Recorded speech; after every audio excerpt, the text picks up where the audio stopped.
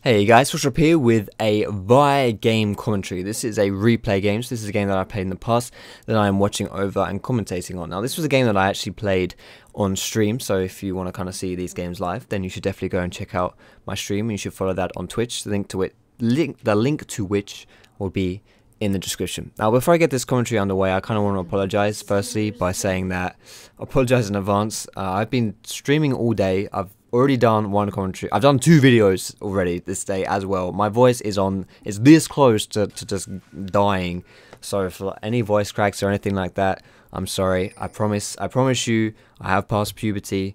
I'm not a 12-year-old boy. Okay, there you go. First voice crack. Let's get that one out of the way. Okay, nice. Thanks. Awesome. So, without further ado, runes and masteries. My runes are red. I have taken on this account. I've just got a full AD page. I actually either use a full AD page or a so I should explain. Full AD page would be AD reds, armor yellows, 3 MR blues, and 6 CDR blues. Although all full MR blues work well as well, and then AD quints. But going AD reds, armor yellows, magic resist blues, or CDR blues, whatever, with your attack speed quints is good as well. Now, masteries are just 2190. I really like being aggressive on Vi, and of course this is a game on my Smurf account. As you'll recognize, this isn't Foxdrop. This is Drop the Fox, and that is it's in mid diamond 2, so it's still pretty much the same quality of games as would be on my main account. Now, for the skill that you want to get first when you're playing Vi Jungle is you want to get your W first. The reason for this is that your W does percentage health damage, which destroys this big buff. It also gives you an attack speed steroid, so you can keep applying that, and you kill it very, very quickly. You definitely don't want your Q, but some people say you should get your E because it applies your passive and does AoE damage. Your E doesn't really do enough damage to the big monster, and the passive that it applies is not really that impressive. Like, the shield is minor. Now, as you'll see here, this is kind of weird. I start doing my Wraith Camp, which would be a standard route, but then I change my mind and start going over here to my blue buff. The reason for that is, as you saw around here early on when I was talking about my runes, Xerath walked out of our jungle. Malzahar chased him off. The reason why I'm so scared, the reason why that's important is because I thought this game that Xerath may have warded my blue buff, and because the enemy Yi has a teleport, I thought maybe they had some kind of cheesy strategy where Yi instantly takes his red buff and then instantly teleports to the blue buff and takes that away as well, or maybe he TPs to try and kill me or something like that. So I stopped doing my race, and I thought, actually I'm gonna go take my blue and I'm gonna secure that so that Yi can't do anything cheesy, just in case Xerath has indeed warded that area. So now I'm level 3 on Vi. Vi is a fairly decent early game ganker. It all depends on whether or not you hit your Q, obviously. I mean, that's pretty much the story of Vi. But she's okay, but she's not amazing in my personal opinion. Now I walk up to do a Warwick gank here because Warwick's kind of pushing up quite hard. His wave is pushing, but I think he knows I'm here because he walks away like instantly. So what I do instead is I walk into there, I kind of drop a vision of myself, and he pushes back out again, which is kind of stupid. He shouldn't be, if he doesn't know where I am, he shouldn't push back out. I hit him with my Q. Zed tags him with the ignite. Not sure why he didn't flash. He probably should have either flashed my Q if he could reacted to it in time, or flashed immediately after, so Zed couldn't follow up with damage. But whatever, he dies. We get first blood. First blood on Zed is really nice. Helps him snowball, and that just bodes very, very well for our team. Now I'm looking to probably go and do a gank bot lane because these guys are pretty far pushed up, and whenever you've got a Thresh on your team, the chances of you getting some summoners blown are relatively high. Even if you don't think you'll get kills, you'll probably get a summoner or 2 just because they have so much CC. So what happens here, I wanna pause this, is Corki instantly flashes away from me, and so I flash in, I flash and then Q. But I just miss him, unfortunately. I think I was out of range considering how far away he was, but he also uses his heal. So I use my flash basically for his heal in the end, and then we're chasing Malphite down, but we're probably not going to get him either. He walks up to the wall, it's pretty obvious where he's going, but my Q's on cooldown, so I'm not going to be able to get him. Yi starts coming, so we run away. We got all of their escape summoners down. We got a heal, we got 2 flashes, basically just for my flash. Now unfortunately I didn't hit Corki with my flash Q. Maybe I could have hit Corki with my flash Q, but probably not, to be honest, and either way, whatever. I do want to rewind just a tad, and just to explain this. I'm not going to watch it all again. I'm just going to explain a very this concept of flash queuing is you want to charge your Q up and then flash during your Q wind up and then release the Q. You don't want to do like a flash and then start charging up your Q, or like charge up your Q, release it, and then flash on top of them. You don't want to do any of those things. You want to charge up your Q and flash during the Q wind up and then release it at the end after you flashed. That's what you want to be doing on Vi. So I've gone back now, and I've probably bought, I bought a Spirit Stone, 1 longsword, and some consumables. It's pretty important that you get your, in my opinion, that you get 2 or 3 potions, health potions, and then get a ward if you can. Wards are always lovely, vision's great, obviously, I don't need to explain that. And now, what I'm doing here is, this is quite a time-sensitive play. The time now is 6 minutes 10 into this game. Now, the reason why that's important is because it's 1 minute from 7:10, obviously. It doesn't take a rocket scientist to tell you that. But the reason why 7 minutes 10 is important is because when that's the first big jungle milestone. 7 minutes 10 is when your first buff respawns, because if your first buff spawns at 155, you kill it at around 210, it takes 5 minutes to respawn, boom, Bob's your uncle, Bones your nan, you get a 7 minutes 10 respawn on your first buff, which means that I want to get this gank in pretty much as quickly as I can, so then I can recall and get over to my red buff to get there at 7 minutes 10. So I jump in on this Xerath. He's relatively low, and I know this guy's got his ulti, so I just tank the tower for a few shots. We get him for free. Yi actually TP's in here. I don't know why. This is a really, really late TP. As long as I get out of him with Q range, he's not going to be able to get onto me. I know he doesn't have flash. He doesn't have his ult to chase me. We kind of do a dance with him, where we kind of not sure whether or not we want to get him. In the end, we just back off. I'm going to recall. I'm going to buy some items, and then I'm going to go and take my red buff away. I just got another longsword because I'm going to go into my old lizard here, and now I'm going to go to my blue buff because obviously that's what I did for my first jungle rotation. And now I'm actually looking for another gank. Now, whenever you're playing a jungler like Vi, or any jungler who has a high impact ultimate or ganking ultimate, you want to use that ulti off cooldown. So anytime that it's on off cooldown, you want to use it for a gank. Now this applies to people like Vi, Rengar, Nocturne, all these champions with, like I say, ultimates that have a very large impact on whether or not you're going to get a kill in a gank. So basically I just do a carbon copy, like a rinse and repeat of the first gank that I did at like level 3. I basically just, that is almost the complete like repeat of what I did earlier. Now I'm going to go ahead and head down bot lane as well though, because I still got my ulti up, so I can still try and make a play. Now we did get a really, really lucky like scout off onto this Yi here. We find him at his wolves, and he's got double bust, and we get those over for Zed, which is amazing. And now that Yi has died, all 4 of us are in position, although Zed ends up not helping us because he doesn't need to. We're in position for a dragon, and that's just a really, really nice time to take dragon. That's like a basic 101 time to take dragon. You kill the enemy jungler near the dragon, you've got the numbers advantage, you take it away, you know, there's nothing more to say really, it's just free like that. So that's all good. I want to talk a little bit about why I picked Vi in the first place this game. Now, I picked Vi because she's quite an adaptable pick. You can pick her as a DPS, as an assassin, as a kind of mix between those, mix between a DPS and a tank, or you can pick her as a tank. Now, I do not like playing Vi as a tank. Like, flat out, if you want to play Vi as a tank, in my opinion, you should just pick Jarvan, but that's really not how I like to play her, but still, she can work like that if that's how if you want to do that, that's cool. But the reason why I picked her is because against people like Master Yi, who are very slippery but easy to focus down, Vi's ultimate is very, very, very powerful. And on a team where you have assassins yourself, or people who can follow up and do loads of damage, like Zed, Mauser, Harkan, then whenever you ult people, you're pretty much guaranteed to get a kill. And in addition, against Xerath as well, he's not going to get away from me. If I ult Xerath, he's screwed, basically. He's basically a free kill if I ult Xerath. But yeah, so that's why I picked Vi this game. And also we kind of needed an engage, and Vi's ult is good for that. Now this is a mistake which I make here. I see Warwick is low on health, so if I Q into Warwick and I use my ulti, on him, he's dead. Like, there's no 2 ways about it, he's dead. But this little bastard shows up here and makes this play very bad indeed. And at this point, when I see Yi, I should stop. But I don't stop because I'm greedy and I wanted to get this kill. So I just Q over the wall and instantly ult Warwick. Zed follows up.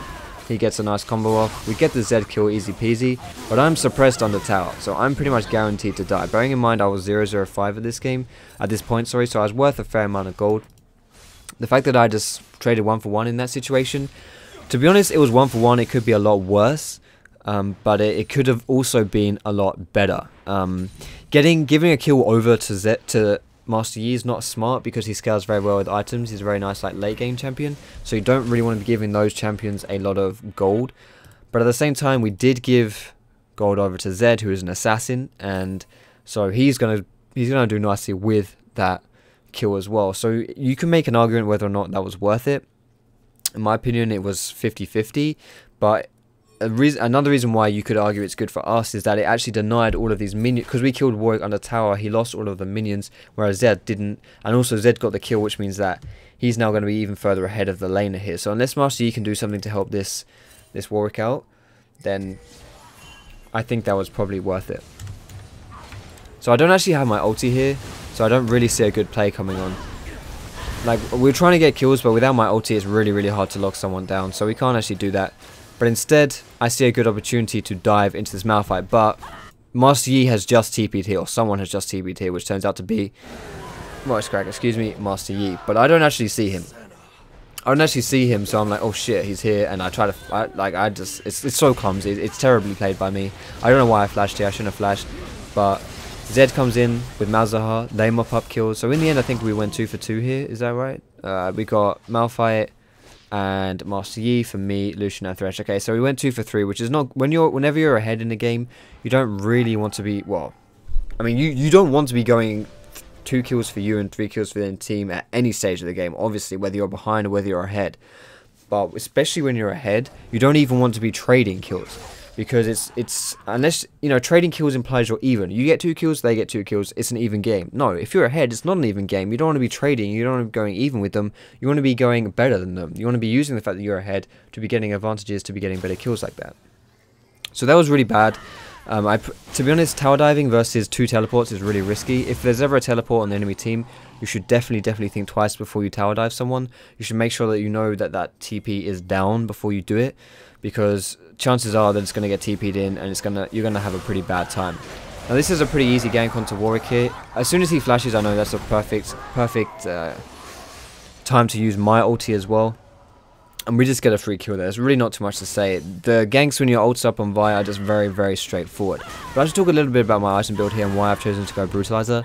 I really like getting Brutalizer Elder Lizard combo is really nice on a lot of junglers, because what that does is not only is it a lot of damage, but it's also 20% CDR, which is halfway to your cap. If you've got 6 CDR blues from your 6 CDR blues, which is 5% from your, one sec, I want to pause this. If you've got 6 CDR blues, which is 5% CDR, and 5% CDR from your masteries, that also gives you 10%. So if you have this build plus blue buff, you're at your CDR cap, which is really nice. And CDR on people with these high impact ultimates is very nice.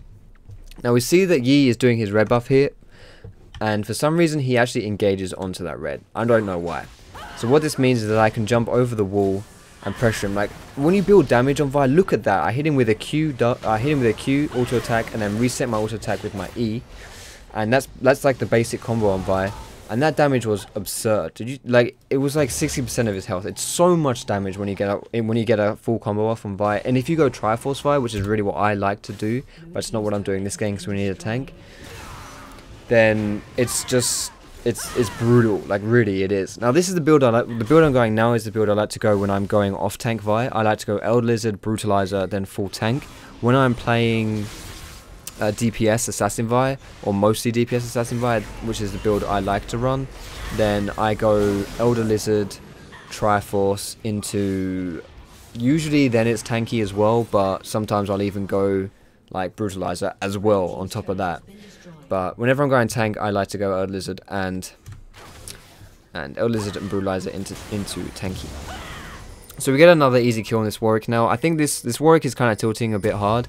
You can often tell players who are tilting because they don't really do too much to avoid deaths, and in those situations you should try your hardest to, like, you can, it sounds kind of cheeky, but you can just abuse that. You can abuse the fact that these players are tilting by just ganking them a lot, because they don't really do a lot to prevent their deaths, and then you can get a lot of kills, and it's you know, it's a nice, and then their team gets mad at them, and then they get even more mad, and it's just like, it sounds really, really pathetic to be trying to exploit people's emotions like that. But if someone on the enemy team is playing bad, you know, whether it's on purpose or not, you know, that's definitely something you should exploit if you want to win games. And this guy is just, I mean, he's not worth a lot of gold, to be fair, so you could argue it's not worth it. But when we're getting objectives like towers out of it, then yeah, it is worth it. But anyway, Dragon's up now, and we're kind of doing a bit of a dragon dance here. But we see that Master Yi has gone over to the race, which is kind of silly. Like, he shows there, and that basically means, oh, we can take this dragon away for free. Like, we were about to do a dragon dance, and we were about to maybe contest it, but if he's run away, then okay, well, this is free for us, thank you. So we take that for free. We don't want to wait any more time around. We also know that Warwick's top, but Warwick does have TP, so it's not 100% guaranteed that we would get that. Sorry, it's not 100% guaranteed that he wouldn't just TP in and fight us, but yeah. So I'm playing this a bit slowly here because this is about to become a team fight. And you'll see, you'll see why I picked Vi in this team fight, to be honest. So I'm going to play it really slowly. So Xerath starts off the team fight with a bit of poke. Now, this right here is not a great position for us to be in, because a lot of our squishies are we're kind of split here. Now, this is not a great Malzahar ulti either, because it's Malphite. Malphite is not a good target for us to Mal's ulti. But you'll see here, I try to Q in onto Master Yi, but he dodges it with his Q. But as soon as I can kind of see him out of his Alpha Strike, I ulti him. Now, this was really the reason that I picked Vi. I picked Vi so that I could ulti this Master Yi and nullify him in team fights. Maybe that was a mistake. Maybe I should have gone for like Xerath or something. But we end up mopping up the fight, and yeah, we just kill everyone. Now, whenever there is, like I say, a really high threat on the enemy team, you should try and do your best to CC them, to lock them down, so that you can kill them. And Vi is really, really good at doing that. With her ulti, it's really, it's crazy. It's crazy strong how good she is at doing that. And especially, like I say, if you have assassins on your team who can follow up, then you get assassins on your team who can follow up, then they're often just free kills, just like that. It's a really, really nice combo. Vi is actually like Assassin's best and worst friends to that extent, because if you get Vi ulted as an assassin, you're screwed. Like, good night, sweet prince, it's over. But if you get a Vi on your team and you're an assassin, then you just follow her around, and you just go on whoever she's going on, and you get free kills. So Vi has a very good synergy with assassin team comps, and which is why Vi was more popular in the past than she is now, because assassins were more popular in the past than they are now. But yeah, so obviously that means they're not so many on your team, they're not so many on the enemy team, so she can't exploit them as much. Now I bought a Randuin's here because Randuin's is a good item just overall. It's nice if you ult in, if you're initiating, if you're engaging, you ult in, then you just pop your Randuin's. But especially versus a Master Yi and Corki, it's nice. And even against someone like Warwick, who you can use the active for and just like kite them. Like right here, I should be using my Randuin's active, but I'm not. Like whenever I first buy Randuin's, I always forget to, like, whenever I first buy any active item, the first time I need to use it, I always forget that I've got it. Like, that's just a rule of thumb. Like, I will always do that. I don't know why, but I will. And yeah, right here I'm kind of making I'm hesitating about a Baron call here as well, because we're in really good position to do this. We've got a nice advantage. We could just take Baron, and then we could snowball that and probably end the game. But it is kind of risky, because they have, like, Xerath can probably destroy us in there. Malphite can get, like, they have a lot of AoE damage on Corki, they have a lot of AoE damage on Xerath, and they've got Malphite to catch us all. And then Master Yi can just mop everyone up with resets, or just steal it or something. But right here we see Yi kind of they don't have any vision on Baron, so Yi faces it to try and ward it. And once he is dead, however, this Baron play goes from, well, calm down camera, this Baron play goes from being risky to actually something we should do. So we end up we fight it, we kill it, whatever. Now we've got Baron and we have a huge gold lead, and this is really nice for us. Let's see how much gold I have. I have 1k gold. Now I'm probably going to look into buying a MR item next. Maybe either a Banshees or a Locket, not sure which one. So I'll probably be getting a Negatron, but we'll see what I do here instead. I might not be. Let's see what I buy. I'm waiting for something. Yeah, okay, so I go for a Negatron and a Ruby Crystal. This could go into either Spectre's Cow, which builds into Banshees, excuse me, or he could go into Locket. So I'm leaving my options kind of open right now. I'm just pushing the side lane a little bit, just gonna push the wave out, just gonna get some CS. And this is something which I think the Master Yi has done incorrectly, is that he has not farmed enough really this game. I don't know how many stacks he's got on Feral Flare, but he has less CS than me, and I haven't even been CSing that much. And also, this is another mistake, is that he's here defending this tower. I don't know why he's here defending this tower. He should be pushing this top lane. Like, it's a mistake for him to be here right now, because you know, even if Master Yi is here, his presence here is not going to change the outcome of any fight that we do right now, because he is not strong enough to mop us all up. The enemy team is not close enough that they would lose a 4v5 but might win a 5v5. His presence here is not really contributing to anything. So I just kind of walk around the backside and see whether I can do anything. But 4 of them peel off of the tower and try and like kill me or something. I don't really know why they do that, but they do that. And so we just get the tower for free. Even if I had died then, it probably would have been worth it, because we would have got the tower. But you could also argue that we would have got the tower anyway, so maybe it was a bit reckless on my part. But still, when you're playing Vine, you've got your Q to escape from people. I guess you can kind of be a bit reckless. It's true with any champion who has a gap closer. Especially like you saw then, I used it to jump over the wall, so I was extra safe. Now I'm going to go back. Oh, I'm almost going to go back. And now I'm going to buy my item. I assume I was very close to the gold I needed when I did that. Okay, so I got a Locket here. Locket is a nice buy because there's a lot of AoE magic damage. Whether that's Malphite, whether that's Corki's rockets, whether that's Xerath's damage. It's a lot of AoE magic damage. And also this gives me another 10% CDR. So it's all good. The only downside here is that I now have 2 active items to use, which I'll probably forget to use both of them. So right now Malphite goes in here, so I just go into the back line here. What this means is it distracts the back line and they start fighting me. I then use my ulti to lock down this Malphite so we get to finish him off. If I wasn't on the back line, it looks like I didn't... I'm actually going to rewind this just a little bit. Like, I'm sorry for you guys who are like, oh, what are you doing? Stop rewinding, just play the game.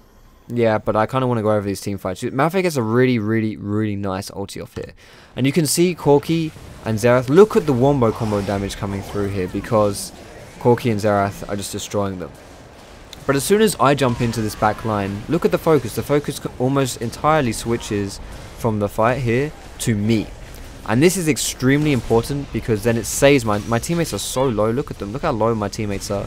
But if I'm tanking a lot of this damage, then it means that, like, I know a lot of these champions have like AoE damage, so a lot of them is hitting my teammates anyway. But basic attacks I'm tanking up.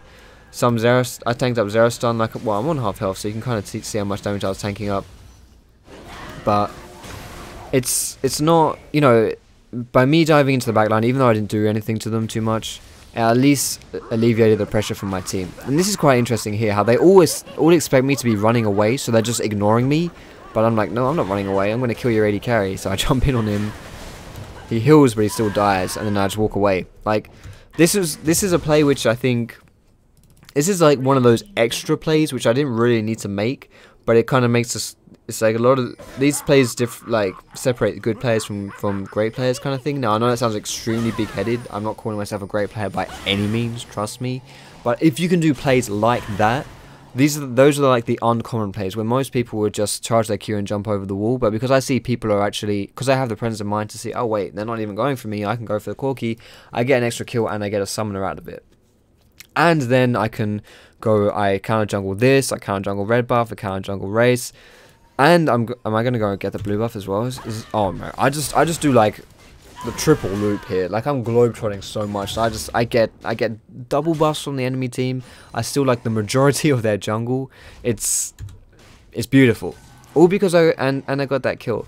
So I mean, I really don't want to sound big-headed by saying that, obviously, but I know there's no way to avoid sounding big-headed. But I think trying to make plays like that, just not panicking, just taking your time to read the play correctly and then make the best decision, I think is kind of important.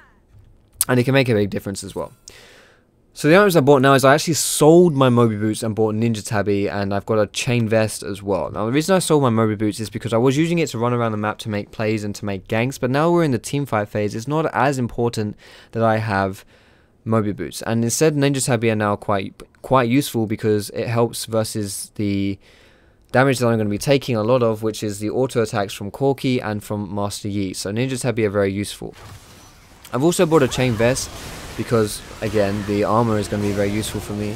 But in addition to that, it's In addition to that, it's the armor is very good for tower diving, and tower diving is probably what we want to be doing a lot of right now, just so we can secure our lead. Now this is kind of like stupid by us, like we're just going way too ham, we're out of position, we're not really doing what we should be doing. Now I've jumped in like 4v1. Now I want to queue over this wall into Xerath here, but Xerath stuns me at a really good time, so I have to flash over the wall. I punch the crap out of him, and then I jump out of there, but MASTERIES here. Like I was so like, see ya nerds. Like as soon as I got over this wall, I was like, see ya nerds, and then there's bloody MASTERIES sitting in my face. So yeah, that didn't really work out. But we got way too aggressive jumping over this one, trying to make a play now. And what this Warwick has done is quite smart. Is he's just gone full tank. He's like, let's be honest, he's having a really bad game, but he's gone Spirit Visage and Frozen Heart, which is really smart because now he's actually a bit of a pain. Like with his ulti and the fact that he's tanky. He's an issue we have to deal with. Whenever we're team fighting now, we will have to deal from pepperonis Vi. We will have to deal with this Warwick. And considering he's a game, like, you know what I was saying about Vi's ult being very good versus assassins. Warwick is the same. Warwick ult and Vi ult are very similar in my opinion. I actually think Warwick ult is better than Vi ult, apart from the fact that you can interrupt Warwick's ult. But yeah, so you lock someone down with Warwick ult, like this Zed or any, like you cannot, honestly, like this Warwick has so many good targets to ulti, and he locks them down and his team can follow up on that. It's a guaranteed kill. But now we're getting a bit too aggressive. This is kind of how you throw, you get complacent because you're winning games and you're like, you know, you start making bad decisions because you don't really care that much because you're pretty much guaranteed to win anyway, or at least that's what you think in your head. So you make some really dumb decisions. You see I just picked up a home guards as well and I went back as too. I think I'm going to go for either a Sunfire Cape or a Thornmail, but with this chain vest, but I couldn't afford that just yet because yeah, I pretty much died instantly. But now we're just pressuring down this inhib. This inhib is naked and we can probably fight them 5v5, so we may as well do that. Now I'm just going to slow down a bit here because this is probably where the team fights are going to happen. Let's get rid of the overlay a bit so we can see.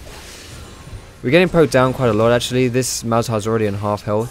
Now right here, I don't really want to be engaging because my team's so far away. But Malzahar ults Malphite again, which is not really a good target, but because we have so much damage and we can just wombo combo him, it kind of works out. And then I ulti Corki because I see him a bit out of position, and then instantly Q him because it just to chain CC. But I get ulted by Warwick and I die.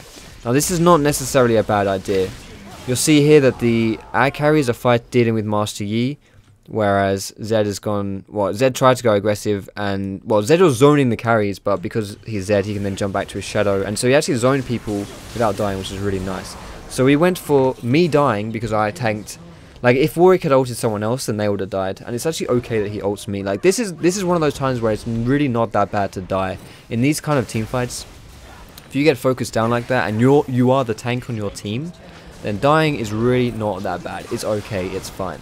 And my death in that fight is fine. Like, we went 3 for 1, we got a nice push down, and you know, it's totally good. Now this is bad here because we're all overstaying, getting very greedy, and again, because we're winning so hard, we're all just like thinking that we're making bad decisions because we don't care. But we do have to be careful because this Corki is 734 and with 266 CS compared to our 3, 6 and 9 Lucian with 180 CS. Like the goal difference there, 12,400 to 12,000. So they are equal in gold. And look at all the, we've got like a million towers. We've had like 2 dragons on every dragon, and the fact that we are so close in CS is ridiculous. And this is another mistake here as well. For some reason we're fighting this Master Yi despite the fact that there's loads of enemy teammates around, and then we're just, you know, we're just fighting really dumb fights right now. We're getting caught, we're overstaying, we're making bad decisions. And again, it's just complacency. Whenever you get ahead in games, you need to make sure you don't lose focus, because that's what we're doing right now, and it's costing us really. Like, we have to be careful. We have to be careful. We're only like what, 15k, 14k goal behind, if that. It's really not that big of a differential. Like, it's not something that's impossible to come back from, especially when you consider their enemy team comp, which is pretty good in the late game. But we get a pick here onto Master Yi. We can blow him up instantly. Warwick as well tries to get in on the fight, but he's a bit too far away. Now I use my randoms on him, I completely lose track of him because of his ulti. He goes backwards, and he had a shutdown somehow. We kill him, and now like the game's over. Like they can't defend 2v5. It's not 2v5, sorry, 3v5. Now we've got the picks, and now we stopped messing around, and they actually made the mistakes. We could end this game. Now I want to talk about the Armour's Impaler in my inventory as well. A lot of people will be like, oh my goodness, Armour's Impaler, is it really that good? No, Armour's Impaler is terrible. I bought it because I don't really have a good answer for you. I just bought it because, and yeah, like we were so far ahead, I didn't care. I wanted the Armour's Impaler. So yeah, that's that does it for the Vi commentary, guys. That does it for the Vi game. I hope you found it useful. I think if I'm going to single out some key points for this video, for this game, it's that Vi works very well for locking down targets. So if you have high priority targets, then you can easily pick them up and get kills with them with your ulti. I would also say that if you are going for I would talk about the builds. I would say if you want to be more of a damage centered build, I would go Elder Lizard, Triforce, maybe Brutalizer, and then Tanky. If not, just skip the Brutalizer and go full tank. Or if you want to go for a tanky build, I would go Elder Lizard, Brutalizer, full tank. I always like to have a bit of damage on her because I think that she is more of a kind of damage orientated champion compared to some other people who can be tanky, like Jarvan.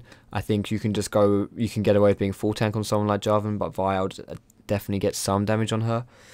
But apart from that, I can't really think about some things. I don't know. I mean, I explained some stuff.